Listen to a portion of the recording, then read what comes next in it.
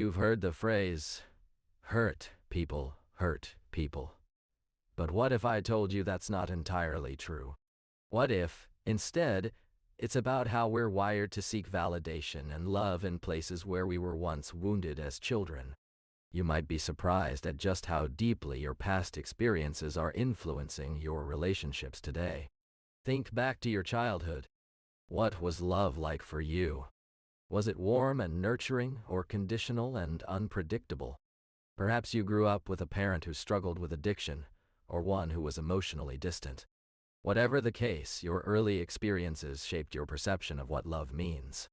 For many of us, love is tied to feelings of safety and security, which can be especially true for those who experienced trauma or neglect. Consider this: when we're small, our caregivers are supposed to be our safe haven.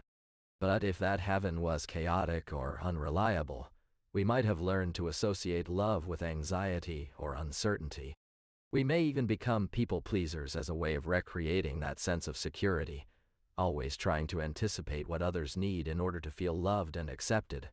This pattern can be incredibly hard to break, especially when it comes to relationships that drain our energy. But understanding the root of our attachment is key. It's not about being weak or flawed. It's about trying to recreate a sense of belonging and safety in an adult relationship. You might find yourself constantly checking in with this person, asking for reassurance that they're okay, or seeking their approval on every little thing. It's like being a gardener who's obsessed with watering a plant that's already wilted.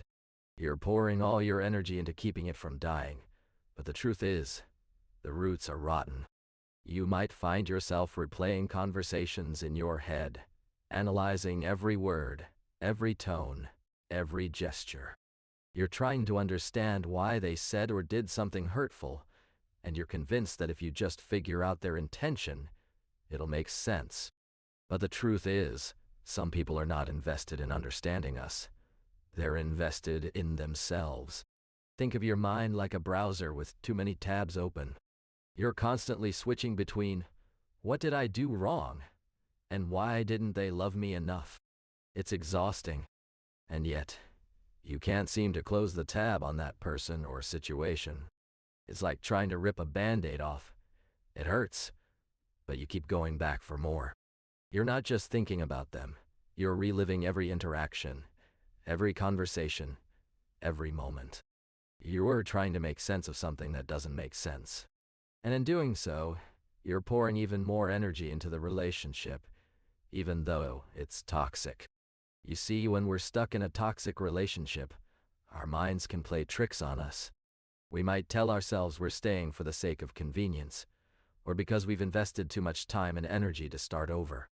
But deep down, there's often something more at play, a coping mechanism that's driving us to hold on, even when it seems rational to let go. Imagine you're a sailor on a stormy sea. Your ship is taking damage, but instead of trying to repair the sails or steer towards calmer waters, you keep patching up the holes in the hull. You might think you're being resourceful and resilient, but really, you're just delaying the inevitable. Similarly, when we use self-sabotage as a coping mechanism for emotional pain, it can masquerade as motivation or discipline. I've seen this pattern play out in my own life, putting off setting boundaries with someone because I didn't want to rock the boat. But what I was really doing was protecting myself from facing the discomfort of change. And that's exactly where high-functioning depression comes in. It can make us feel like we're capable and motivated, when in reality we're just trying to escape the pain. You know how sometimes you're driving down a road, and your GPS is giving you turn after turn to get back to the starting point. But instead of just taking the exit to head home, you keep going in circles, following the same route because it's familiar, even though it's not getting you where you want to go. That's what happens when we're stuck in a toxic relationship. We may feel like we're working on ourselves or growing through the experience, but really, we're just trying to avoid the discomfort of letting go. Think about it. Have you ever found yourself constantly checking your phone for messages from someone who consistently hurt and criticized you? Or maybe you've been holding on to a friendship that's toxic because you feel like you owe them something. These patterns are subtle, but they keep us stuck in relationships that are actually draining our energy. For example, I have a friend who kept going back to an ex-boyfriend who was emotionally abusive. She would say things like, "I just want closure," or "I need to know why he did what he did." But when we dug deeper, it became clear that she was afraid of being alone and wasn't ready to let go of the familiar feelings of anxiety and stress that came with being in a relationship with him. Sound familiar? We've all been there, stuck in a toxic relationship, holding on for dear life because the thought of letting go is unbearable. But what's really driving this fear? Is it love? Or is it something more complex? I think it's often a mix of both. You see, when we're hurt by someone we care about, our brains get wired to believe that if we let them go, we'll be abandoning the relationship and ourselves. It's like being stuck in quicksand. The more you struggle to pull out, the deeper you sink. I remember a friend who was trapped in an abusive relationship. She felt guilty for even thinking of leaving him, as if she'd be rejecting all the love he claimed to have for her.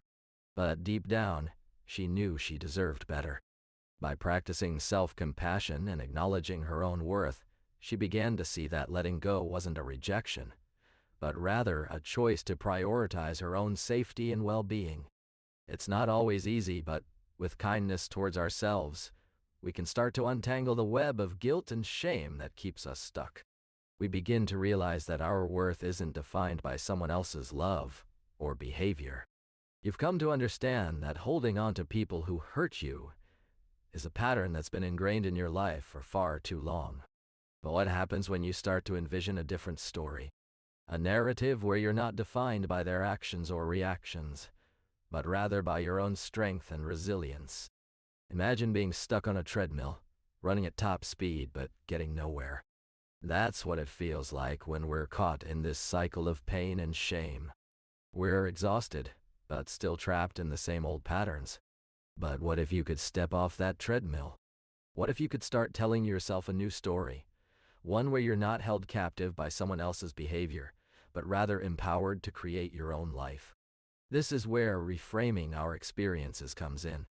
It's not about rewriting history or forgetting the pain we've endured. Rather, it's about reinterpreting it through a lens of self-love and compassion.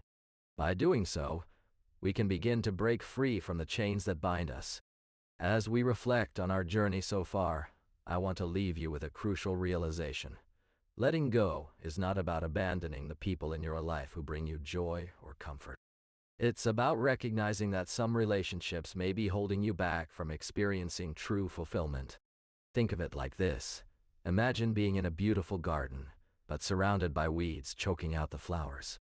The weeds may have been there for years, and you've grown accustomed to them.